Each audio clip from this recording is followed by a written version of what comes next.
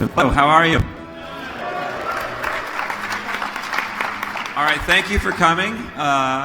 Welcome to the Obsidian Entertainment panel on Pillars of Eternity.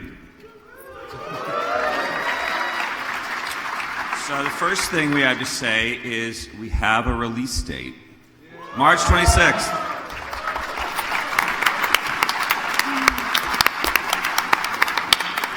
The first question I want to ask is, how many people backed our Kickstarter? You guys are awesome. Thank you so much. Thank you. Thank you. So I'm Shane DeFries, I'm the marketing director.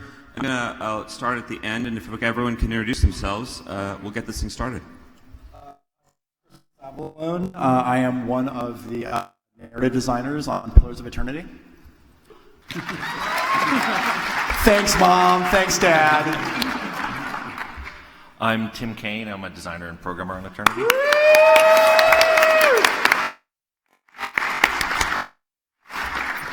My name's Emke. I'm executive producer and lead programmer.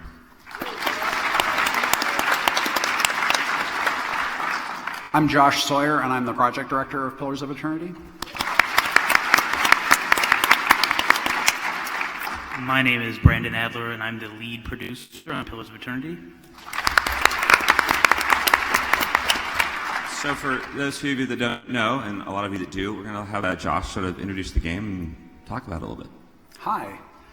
If you're not familiar with our project, Pillars of Eternity was started as Project Eternity, a Kickstarter project, and we had a really overwhelming amount of support for a classic-style, isometric, party-based role-playing game in the vein of the Infinity Engine games, Baldur's Gate, Icewind Dale, and Planescape Torment. And from that, we are inspired by 77,000 backers to make basically a huge old-style RPG. And it's 2D with 3D characters, features a lot of exploration of beautiful environments, tactical, real-time with pause combat, and a really cool story with companions that go through the story with you. And we've been working on it now for about 2 years. And so we're very happy to be able to show you a bunch of areas from the game today. Why don't you take it away, Brandon? Cool. I'll load something up. First area we're going to look at is an area... What? Oh, geez. These are areas we've never shown before. Yes, we have not shown these before. This first area is Raedric's Hold, which is a dungeon sort of early in the game.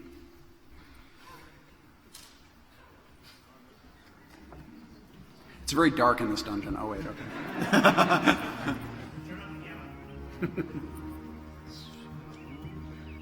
So we're going to turn off the fog of war right here so you can see the entire area because it looks freaking awesome. We're also going to let's bump up the font a little bit so you guys can read it a little bit easier. Okay. Why don't you pan around so you can see the whole cool dungeon?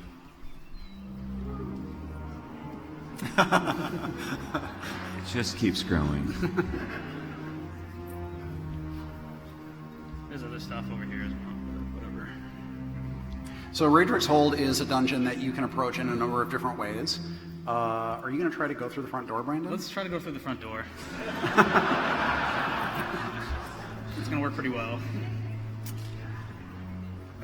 So I don't think they really want us here. All right, what should we do? Two? All right. Who thinks we should do number 2? Thanks, guys.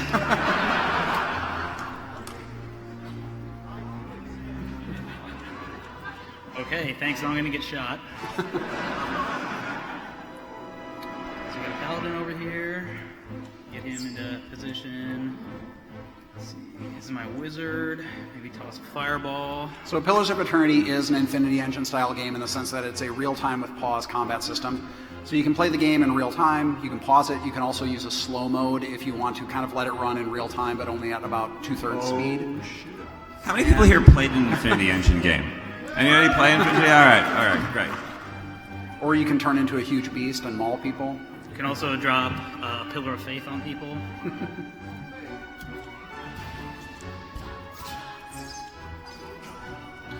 Burn them with fire, Brandon.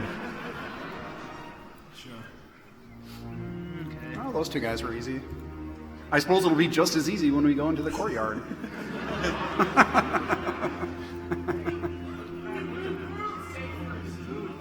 Loot, Brandon! I'm not gonna- Brandon! Loot! Christ almighty! Are you happy you got 5 coins? And a fish! And a fish!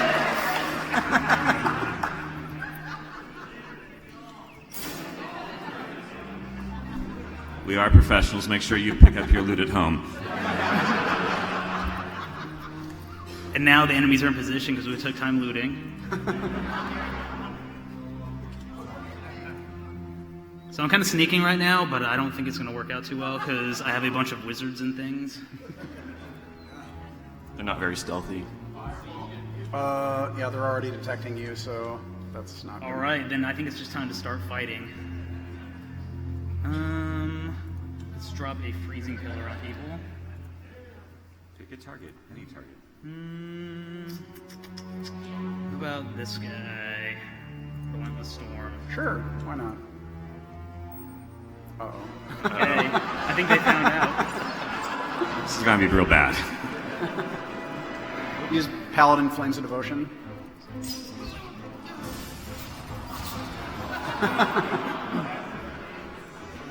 This game cheats, by the way.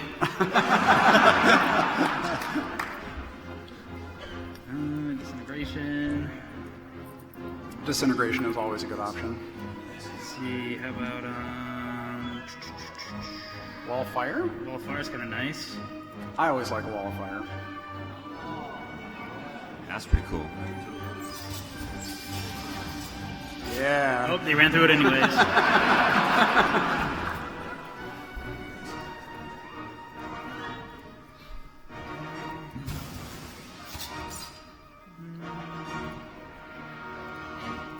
If you guys group up on him.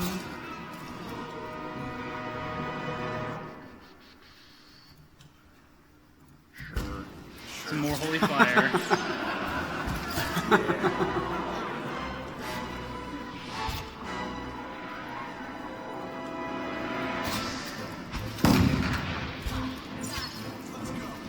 Alright, I'll just drop a beat down. Physical beat down. Here, I better start looting. You guys are gonna be upset.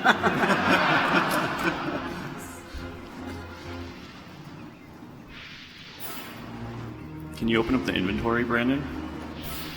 Sure, why not? You can see we have a bunch of cool equipment on people. So these are all pre-made characters that we made up at the Adventures Hall. So you can hire adventurers. If you don't like our companions, you can just make a party of whatever you want. So these are all just hired guns.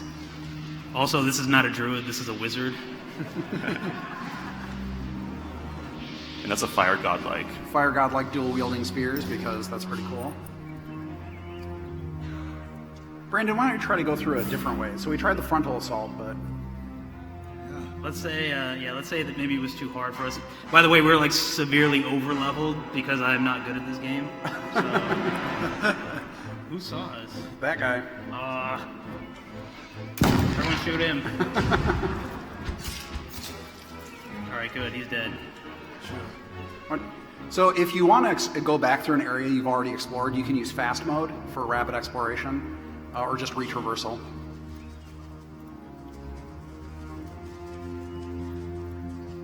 So you can do a frontal assault on Raedric's Hold, but if you're at the level that you're typically at when you get to this area, that can be pretty challenging. So we've tried to put in a number of different ways that you can actually get into the hold. That looks like a place.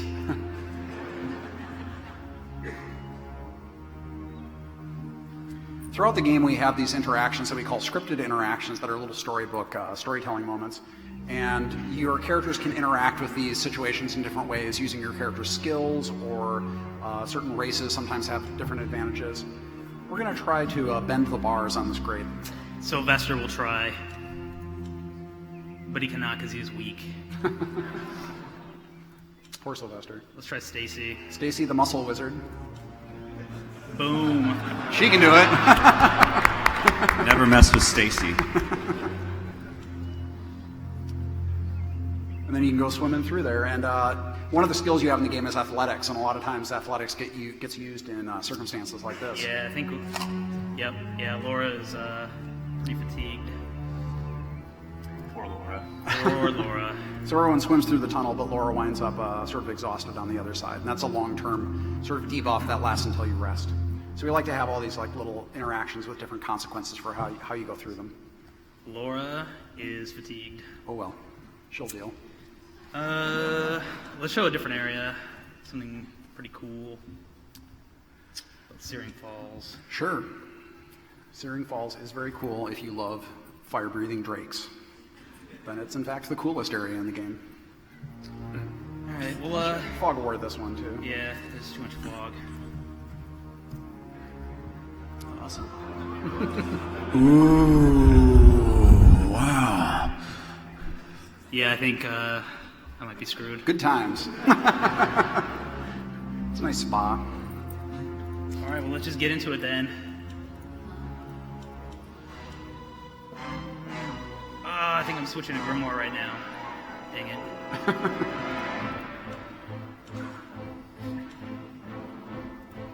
Fire is not the right choice, by the way, Brandon. That's what you say. It is what I Designer of the game. Then I'll use hail instead. Hail works.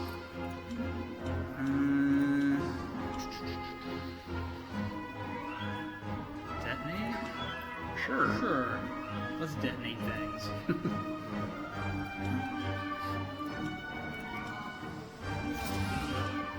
This person needs to hurry up so I can drop the wall. What is this person doing?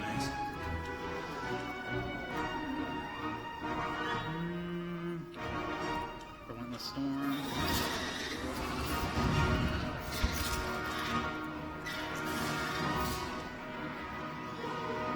Actually, why don't you slow the game down a little bit, Brandon? Go into slow mode. Sure. Which one is slow? S or? Yep. S for slow. Excellent. So in slow, the game is still running at 2/3 speed. It's useful if you have really hectic battles. Like this one. Force.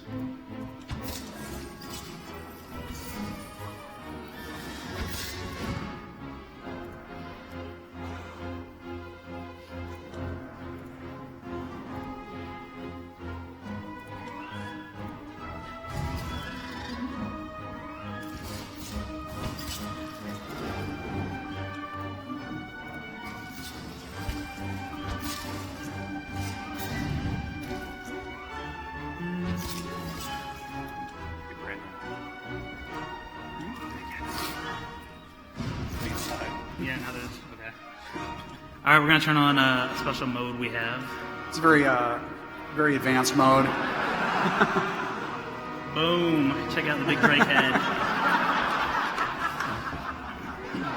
Big head mode. By the way, this is one of my lifelong dreams, is to work on a game that had big head mode.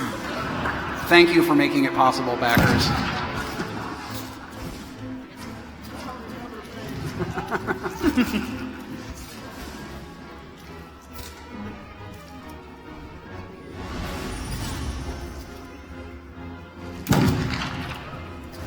Someone got shot.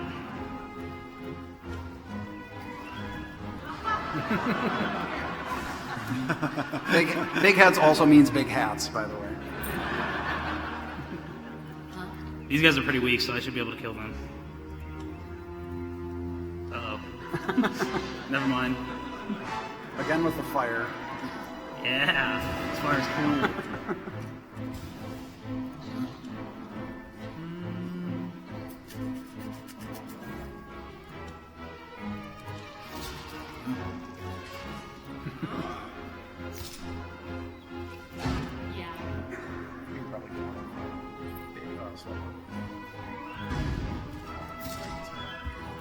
Turn off big heads.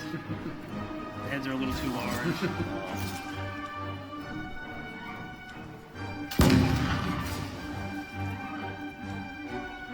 Let me hit my own people as punishment. Alright. Let's see. How about yeah, let's do one more. So, for those of you who followed our Kickstarter campaign, we had a challenge for an endless sort of mega dungeon, and it wound up being 15 levels deep, which is a lot of dungeon levels when you actually have to build them all. And Brandon is now on level 6 of Odd Nua. Yeah, we're gonna do something ridiculous. So. Let's set this up. These are all chanters. They all chant. Chanters are kind of our bard equivalent, and one of the things they do is over time they build up phrases they can turn into invocations, and those invocations are powerful spells. A lot of them are summoning related. You can see right now we have 2 chants built up on everyone. At 3, which we now have, you can do some special stuff. So we're gonna do some special stuff. Yes, everyone is going to be summoning skeletons. Because why not? One of the things that we did really want to try to do is allow people to build their parties however they want it. So if you want to use the companions that we make for you to go through the story with, you can do that. If there are certain ones you don't like, you can make your own characters. And if you want to make gimmick parties full of skeleton summoners, you can do that too. Party.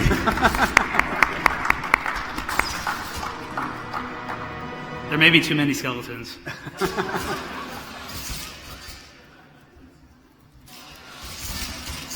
The skeletons are not that powerful, but they are pretty fun.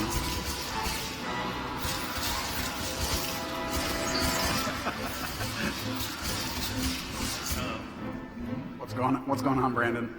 There's a skeletal wizard. Oh, okay. He must die. He slipped in.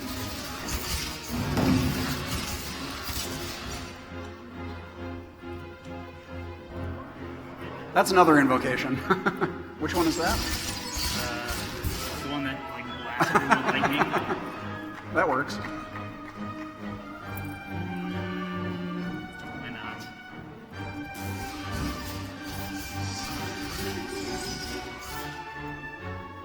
Oh my god, this is so ridiculous. I would never play the game like this. But you might. But you can.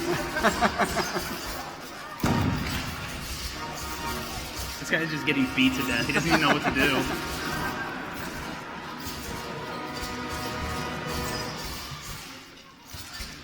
They're just running out of targets.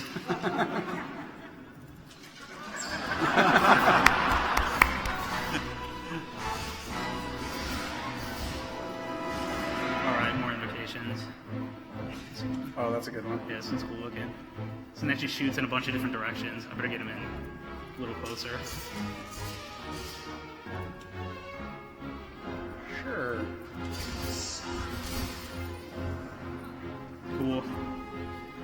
Alright, I think that's probably enough. Hey! Calm down.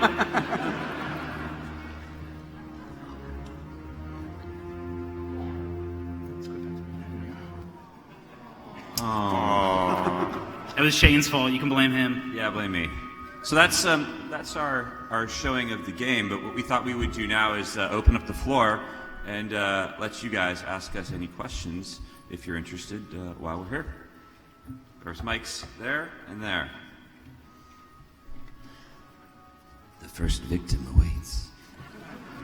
Dun dun dun dun. First, I want to say it was I was a backer, and it was a wonderful journey. It was phenomenal, getting those emails in.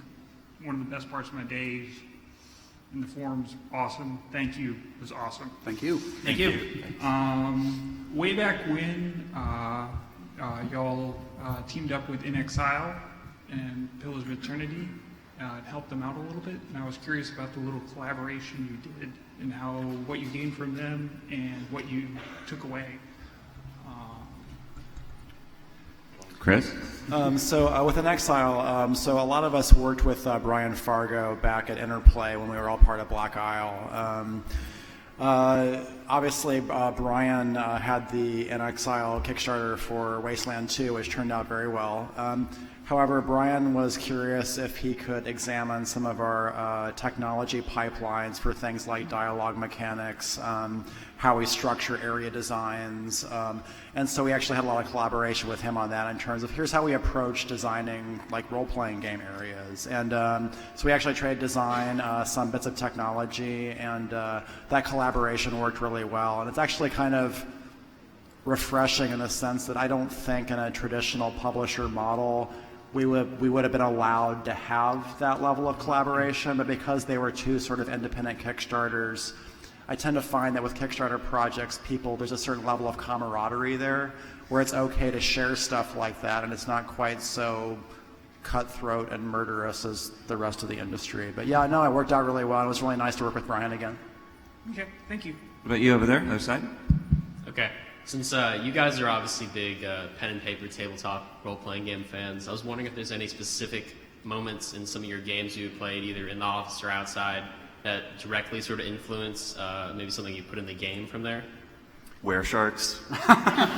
No, that's my dream. I dream of someday there being weresharks in the game. I would say that, from my own personal experiences, when I see, I do a lot of this. Actually, I do most of the system design on Pillars of Eternity. And what I find is when I'm playing tabletop games with people and they wind up building a character that is fundamentally bad, meaning that over the course of the campaign their character is basically useless, I really feel for people in those circumstances, and it's very important to me that when you build a character in our game, or when you build a party of characters in our game, that party can get through the game, and not only can they get through the game, but they can get through the game in a way that fits your idea of the character. So if you want to make a super intelligent fighter or something like that, there's a way you can play the game that takes advantage of that, and it feels good to do that. If you want to make like the idiot muscle wizard, which some people do, that is a viable build. They're not good at certain things, but they are still good at being wizards. And there are a lot of times when I've been in tabletop campaigns personally where I've seen people get frustrated because their character over time becomes useless, and they're not having a good time because the character they wanted to play isn't something that the game actually supports.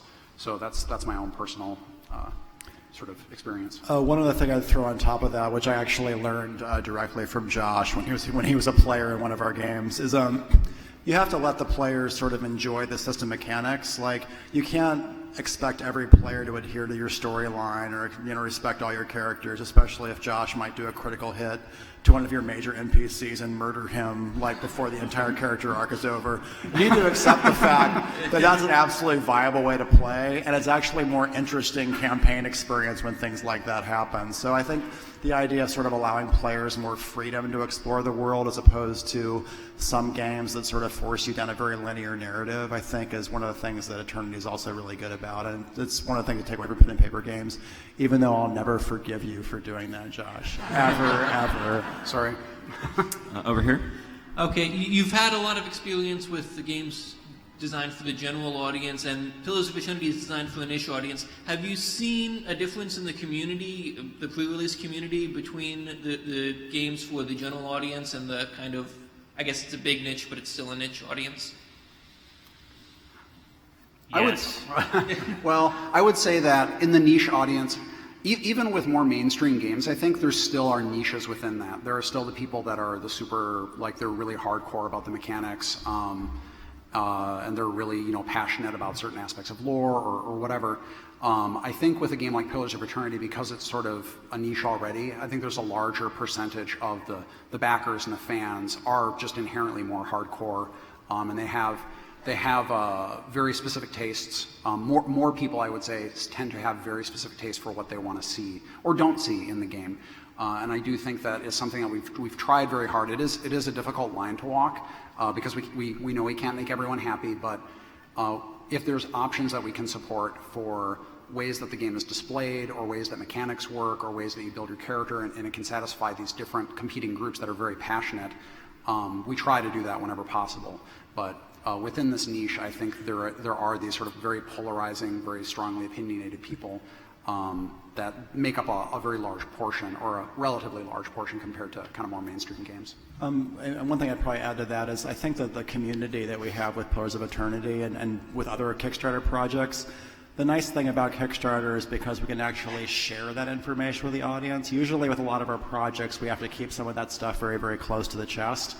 But the nice thing is because we can actually share a lot of system mechanics, and Josh has been excellent about that in terms of, hey, here's the class abilities, here's how this character is supposed to be played, here's the stuff that you can draw upon.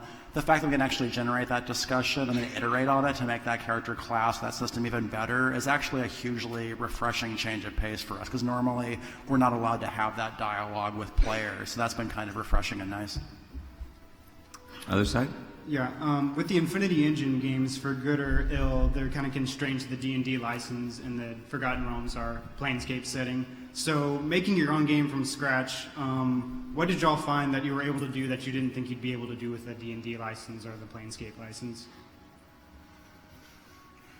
I have to say it's hard doing everything from scratch. Like, we had to build all the rules, the entire world, all the lore, everything you see in the game. Like, we had to develop that from the start of the Kickstarter.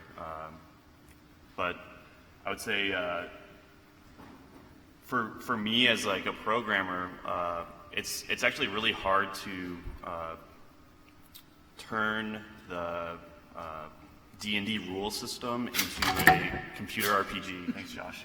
For spilling ice. Josh rolled the 1 on pouring his water.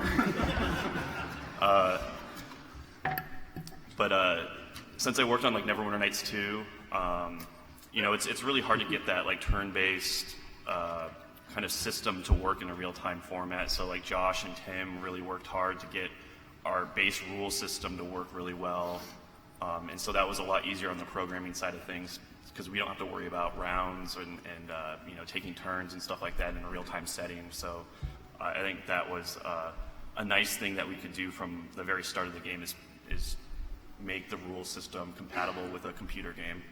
And also we had to learn Unity and figure out how to get all these new rules that were being invented working under Unity's idea that you're not really making the engine, you're just hooking into callbacks that are available in the engine.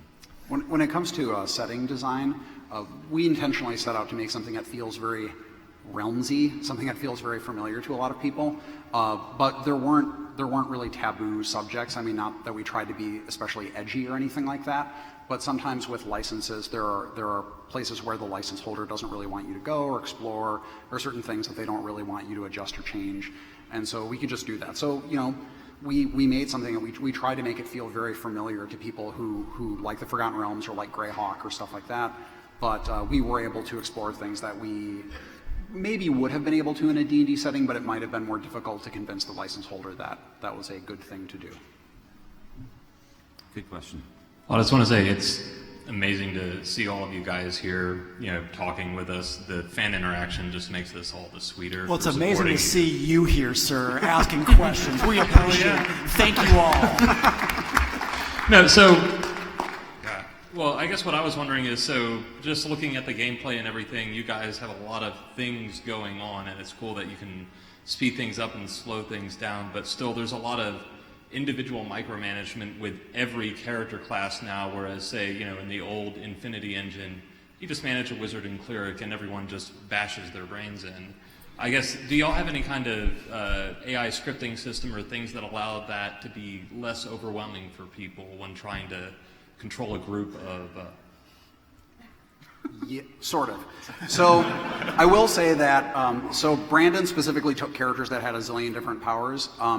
What we've tried to do with a lot of the class designs, and I think we've mostly succeeded, is you can build characters to be very active if you want. So for example, if you build a fighter, everyone starts out with one active ability, but then as you build those characters, you can choose to make them more active or just stay on a very passive path. So for example, with fighters, you start off with one active, but then every other time you get an option, you will always have an option to take something passive. So if you want to just plant a fighter somewhere and like, yeah, dude, don't let anyone past here, you can do that. If you want to make them super active or make a party of casters or something like that, you can do that too. We know that a lot of people did want AI scripting. It wasn't something that we were able to support, the sort of like BG2 style conditionals and stuff like that, but it is something that we're interested in doing for the expansion. Cool, thank you. Hi, I was wondering how you guys decided on the basically real-time with pause system, and what alternatives did you guys consider before deciding upon the real-time with pause in your tactical combat? I don't think there was any question. Like, we wanted to make an IE style game, and that it was Well, I mean, there Real was time with pause. there was the live action role playing discussion, the card game option, and those And it got starts shot right down now. pretty quickly. Everyone get up. There's a sword under your seat. Real-time LARPing with pause. I can't Okay, everybody say, stop. Everybody stop. All right, what are you doing over there, fighter? Cut it out. I can't say that I know a lot of people at the studio really want to make a turn-based game. I want to make a turn-based game. But that was something that wasn't in the cards for this project. It was like, we're going to make a real-time with pause system. Yeah, I think every single panelist here hates turn-based games. Like we've never been involved with those. We certainly don't enjoy them tons. Right, Tim? Right. I want a turn-based game. Next question. All right. So you have a huge community, and you said your game is very niche, and you really wanted to put in something everybody liked. So with the tech-savvy community and having what everybody wants, what's your idea of mod support? From something as small as portraits, so you can have like Clark Kent in your party, to something as custom campaigns and their own stories. Bruce Wayne, maybe, but never Clark. So you can have custom portraits, that's supported. And a lot of our internal QA, they always use like custom funny portraits, and I get save games with, Arnold Schwarzenegger and a lot of Conan the Barbarian pictures and stuff like that. It's actually pretty surprising that, so we have a backer beta right now. People are already making mods for the game. There's people that have made UI mods, rule system changes and stuff like that. So on the code side of things, mod making is certainly possible, and people are doing it already. On the custom campaign, that is a little more challenging. Since we're using Unity for the first time, we don't really understand a lot of the ins and outs of the engine. So that's something that we would like to do for future projects using this engine, but right now I think it will be very challenging. We would like to work with people to see if it's possible, or if they can. I know some people have made custom dialogues already too, but making background maps is going to be very challenging for people just to do. It's a really, really complicated process to make the background. So we plan on working with the community and the fans to see if it's possible to make it work, but that's going to be an ongoing discussion. Okay, well, thanks. Thank you. Next question. With the Infinity engine, what do you think is the enduring part of it? Why are people still so excited to play those types of games as opposed to always going 3D? In your own words, like what is so popular about that? Why is it so important to use that type of engine? I think I can answer a question. Go, Shane, go. Come on. I personally, I think, most, like a lot of us, we grew up playing Dungeons & Dragons. It was a lot of, people's first game. And, I remember playing Baldur's Gate and playing Icewind Dale. And it was the first video game that felt like playing the tabletop game. At least it did to me and most a lot of people that I know. So I think that has a big part of it. I think also that with the Infinity Engine games, like you had nostalgia, building on nostalgia, because you had the folks that had played like the Pool of Radiance, gold box games, and they really enjoyed them. I loved them way back when. And then there was a sort of a dry spell for RPGs, and then Baldur's Gate and like Fallout came out around that time. And the Infinity Engine was a fantastic role-playing game. Like it really captured the realms really well, and that helped do another burst of nostalgia. So now we're sort of feel like the third iteration of that nostalgia. Good question. Next one. This one's also sort of directed towards Shane, but if any of the others want to answer, that works too. In terms of marketing, how did you approach this game differently from other games that Obsidian has done in the past, or just other games that you've worked on in the past? To kind of go back to the Kickstarter, Obsidian was actually, interestingly enough, the core group of Obsidian, Fergus, our CEO, has told a story about how back at the company that they worked at before, was one of the very, Interplay was one of the very first development teams to actually even have forums.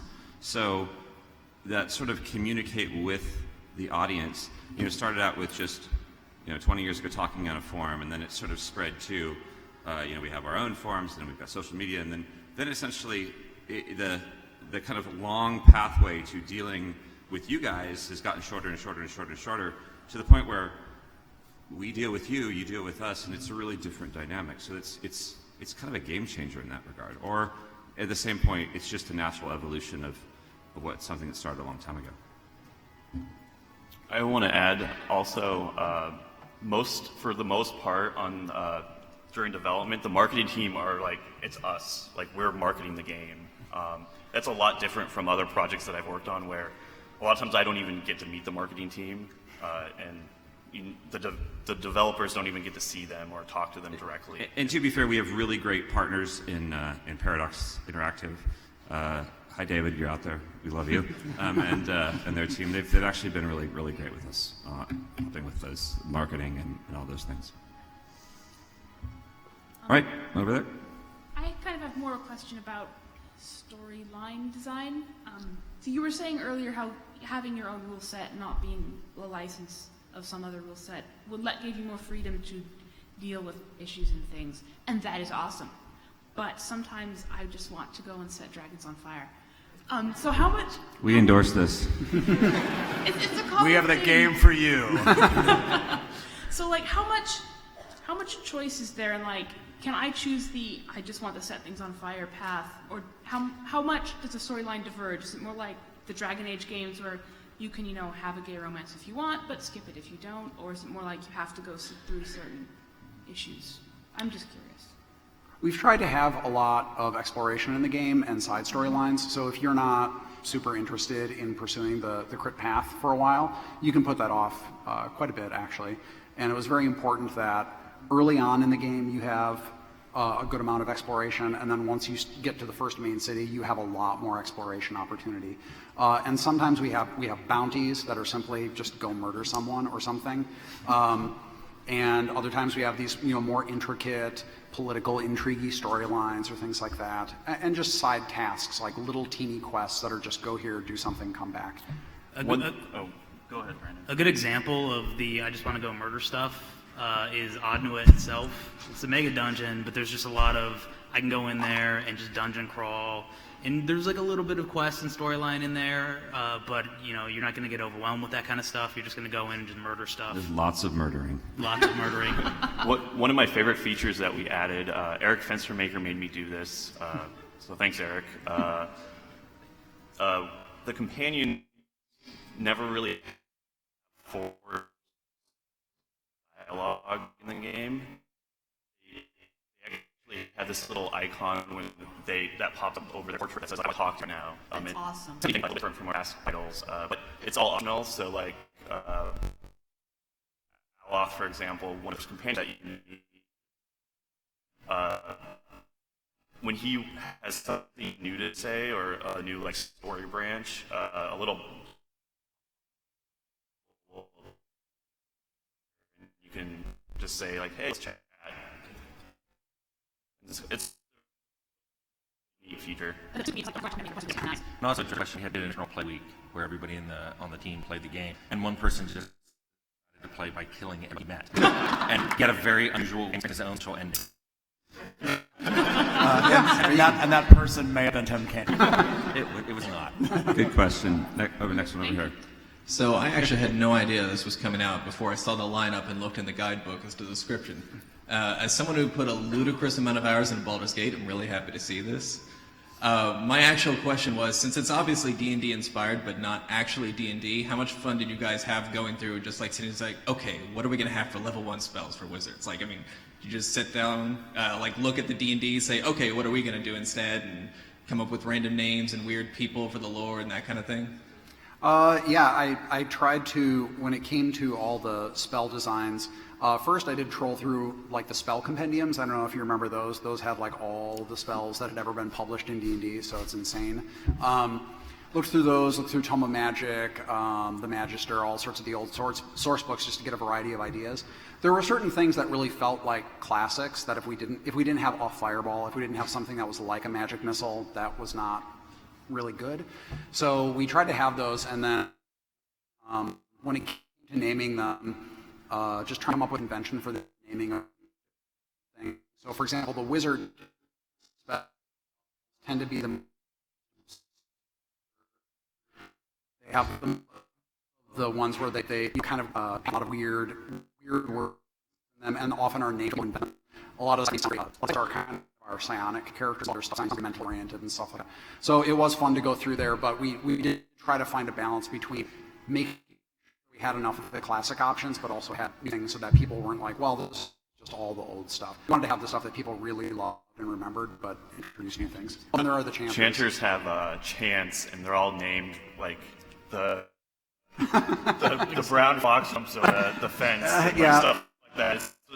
It's pretty. The idea with the chanters is that we wanted to do something that was like bards, but not literally bards, and so the chanters are basically reciting epic poetry from the history of the world, and all their phrases that they say are actually like phrases taken out of those poems, so they tend to be very long and sort of structured like that. So that was fun. Very cool. Thanks. Next one to the right. Howdy, y'all. One of the most recent action RPGs that's come out that I really enjoyed was Divinity Original Sin, and they kind of did a bunch of things different I'd never seen in an action RPG. Was there anything in particular in that game or maybe any other recent games that has really grabbed your attention? You guys are like, hey, we got to get this in there. This is super good. It's hard to do a direct comparison with Divinity because there are a lot of key differences. It's a really cool game, by the way, just in case anyone was wondering what my opinion was. But it's 3D, and it has multiplayer in it. Their multiplayer dialogue system is really cool. We don't really have a multiplayer system. I do think a lot of the ways that their abilities interact is very neat, but it's also kind of dependent on having the pairings of characters. I think Shadowrun also did a lot of cool stuff. They're a 2D game. They're turn-based, which is also different, but they had a lot of cool things in there. I really like how they handled their portraits, how they made portrait variants, so that sometimes you'd look at a 2D portrait and say like, well, this is not really my thing, but this variant actually looks exactly like the character that I want. Shadowrun also had lots of cool narrative descriptive text in their dialogue, and that was something that we knew we wanted to do, so we looked at how they handled that. Trying to think if there's any other stuff that we really... I think like housing and stuff in MMOs that were coming out kind of really wanted us to do something like Strongholds and how they can be advanced in different ways. We looked at a variety of games in terms of how they handled housing and Stronghold upgrades. I looked I can't remember the name of the Skyrim housing? Hearthfire, thank you. Looking at stuff like that, how upgrading was handled in that. And just stuff like that, yeah. So there are lots of little things that we looked at and took from them. And Josh, you also went back to older RPGs too, in terms of stuff that you really like to see, in terms of like the scripted interaction. Yeah, that's true. So I did. I mean, probably my favorite RPG is Darklands from 1992, and they had a lot of illustrated scripted interactions like that, and so that sort of storybook style where you can get a use out of a skill or an ability that is hard to, like you wouldn't really animate it or do that in the real world, but you can just tell whatever story and illustrate it through those sort of interactions. So sometimes even older games than the Infinity engines were inspiration. All right. Thanks, y'all. Thank you. Next question. Hi, my question is regarding to what extent will all these wonderful choices that you have in the game, for example, the exploration and being able to kill everybody, will those have meaningful consequences in terms of the narrative and the game world to actually change the game experience as you play? Whenever possible, we try to have reactions to those things, even when it comes down to the sort of micro level. So one of the new things we're doing in the game with dialogue is tracking the type of attitude that you have in the choices you pick. So for example, if you keep being really aggressive and hot-headed, like you just pick fights with people, you'll start to earn a reputation as being an aggressive person. So there's the individual response to the action that you take, like you start a fight with this guy, there are consequences to that, but then also your character starts to build a reputation as being a certain type of person, and then throughout the game people will respond to that. Some people will think like, oh yeah, this guy's really bold, takes charge, gets things done. Other people are like, this dude is a hothead, I don't want to deal with him, like he's going to cause things to go wrong. And so we do try to have as much reactivity as we can, both within a single storyline and also systemically throughout the game. It is very important to us overall to make sure that the player's choices don't feel like they're just pointless. Well, one thing that was really cool was we have a tool that we made that looks through all of the conversations in the game, all the dialogue, all that stuff, and does checks to see, hey, where are we checking for those various things? Like, your race, your gender, your disposition. So like, are you angry all the time or what? Like, so we kind of got a full picture of everything in the entire game, and we were able to go through and go like, well, this might have been like a little bit underrepresented, so like let's add some new stuff here in these areas. And so I thought that was pretty cool. We were able to actually get a lot of coverage on pretty much everything that we wanted to hit. Next question. I remember the day, like the first day that your Kickstarter went up. It was on Reddit. I went and funded right away. And I remember reading the Kickstarter and seeing all the information, the video, and the assets that you guys had about this great game. I was curious, in the unlikely event and that it didn't get funded, did you guys have like a backup plan where you would be like, oh, well, we'll just go get investors and we'll keep going and do this? Or would it have been like oh, well, let's go ask John Q. BioWare if they want to do KOTOR 3? Can I meet John Q. BioWare? I think so. This was a project that we wanted to do at Obsidian, and at the same time, though, Obsidian was still doing other projects, and Fergus is always trying to get new games made and stuff like that. So I don't think it was ever something where we thought, oh, well, it's this or nothing.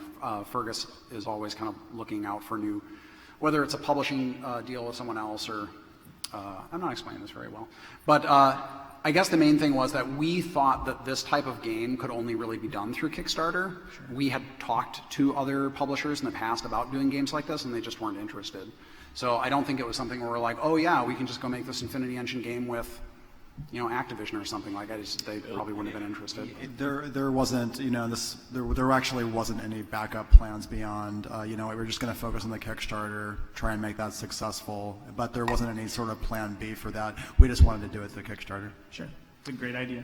I mean, a really neat thing to add on to this is that, back then, we would get, Fergus tells a story about getting asked all the time, why doesn't anyone make these games anymore? And because for a long time, simply put, people didn't want to publish them. Like, it just sort of stopped when trends come and go, and the market and different games come into vogue and out of vogue. And the coolest thing I think about this is the fact that it's sort of reinvigorated this type of genre, and you're seeing a lot of these now. So it's pretty neat. And as a little anecdote, I mean, back in 2001 or so, when we were making the last, when did Icewind Dale 2 come out? I guess it was 2002.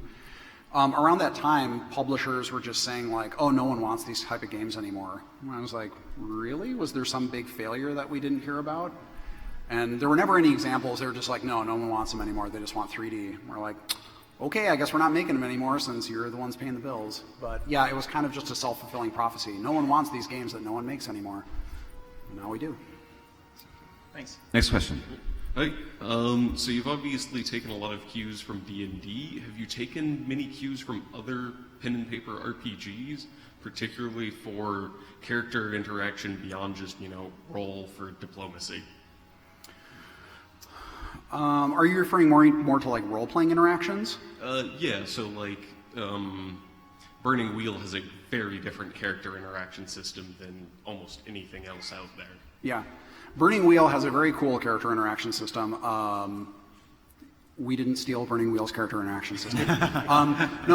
For our character interactions, a lot of the stuff that we did was we just made it up based on our experiences making dialogue and character interactions in the past. So a lot of the ways that we handled how skills are used, or dialogue responses are cued, or how people react to the personality you've built up over time. A lot of that is built up just off of our experience, seeing how the dialogues we've written in the past succeed or fail. Sometimes we write a dialogue and people are like, I don't like, for example, in Fallout New Vegas, we had a speech skill, and if you wanted to win all the speech challenges, you put all your points in the speech skill, and you won. And that's kind of cool because you got a reward for investing in that, but it also meant that if you didn't invest in that, you didn't get a lot of cool options for your character in those dialogues. So we don't have any dialogue skills in Pillars of Eternity. What we do is we try to say, within a conversation, talking is not the only thing that you can do. You can physically intimidate people. You can use your dexterity to move quickly and snatch something out of someone's hands. You can use your resolve, which is one of our stats, to intimidate people. And we try to use those abilities and those skills in ways that make the player feel like whatever character you build, if you build a stupid strong, stupid strong idiot, like there's cool stuff for you to do in conversation that matches the type of character that you've made. Because we didn't want to make people feel like the only way you can enjoy conversation is if you build a conversation character, if that makes sense. So we're at the under 5 minute mark, so we're going to kind of do this speed round where you get to ask your question. We're going to give kind of one answer and then keep moving so we can wrap everybody up and allow everyone else that's in line now go ahead and get their question asked and answered. To the left. So one of my favorite aspects of Baldur's Gate 2 and Icewind Dale is how challenging but fair the games are. Combat especially doesn't require so much grinding but more tactical play to overcome encounters. How true of that is Pillars of Eternity? It's a pretty tactical game. We've tried to balance all of the fights on the different levels of difficulty so that it's more tactically challenging the higher level of difficulty that you use. So creatures change on the higher levels of difficulty, and the actual abilities they use will sometimes change to make a more difficult tactical challenge. And it is hard because we know some people play through the game and they want a very light tactical combat challenge, and so if someone plays on easy, we want to make sure they can experience the game that way. But also, I play the game on hard, and I want that shit to be hard. And so I do try to push the designers to really, up their game with that stuff. So hopefully, when you guys play it, if you want a very strong tactical challenge, you're going to get that. That's what I like to hear. Cool. Next over here. Love the tactical element of the game. Looks fantastic. When you're playing a campaign game, you've got a character that's been involved for a long time.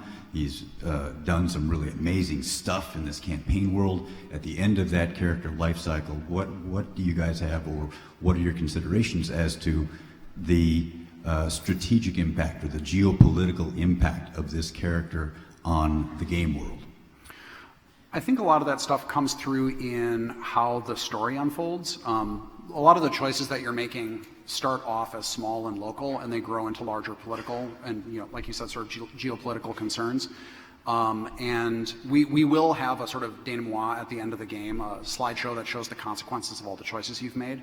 And that's another way that we found over many years that people really like to see, yes, this is how the world has changed based on all the things that you've done and the choices you made over the course of the game. And that can go back to things you did early in the game, in the middle of the game, in the late game. It can be sort of nationwide sort of changes, and it can also have to do with the individual choices you made with your companions. It's something, again, that's very important for us. All right, sir, and also if you're not already a voice actor, you should really look into it, because that was a powerful question. Thank you. I'm available. To the left. So as a Kickstarter backer, I'm sure a lot of us could probably say the same thing on this. One of the things that excited me was seeing what you guys could do when you didn't have the restraints, when you were given the ability to really put the time and effort in that you wanted before you released it. Having seen the success of Pillars of Eternity and Kickstarter and that, do you have other ideas or other concepts you'd like to bring into that space? Yeah. Yes. Yes. Of course. Next question. Hi, I'll make this quick. The cool thing about D&D games, I thought, was the very novelistic approach to writing that they have, as opposed to the naturalistic conversation that you kind of see in other kinds of games, which is back and forth stuff, as opposed to in Planescape, where you would have a dialogue option, you have 20 different options you could go with for what you wanted to respond with. Yeah, and the localizers love that. Right? But the sheer volume of how much text there was in that game was incredible. And then on the other side of the scale, there's kind of Icewind Dale too, which is where there was a lot of combat, not a lot of talking. There's a lot of cool flavor text in that one, but not as... So on a scale of Planescape to Icewind Dale 2, how much text is there in the game? I don't know. I don't think we've done comparisons to the other games. I would say it's probably BG2. Okay, so right there in the middle of it. Yeah, it's definitely in the middle of the road. I'm halfway through doing all the editing for Pros on Eternity, and it feels about halfway between those two titles. As amazing as Planescape is in terms of how much there is to it in terms of text, it's such a... I can't imagine writing that. There's just... I barely remember writing it.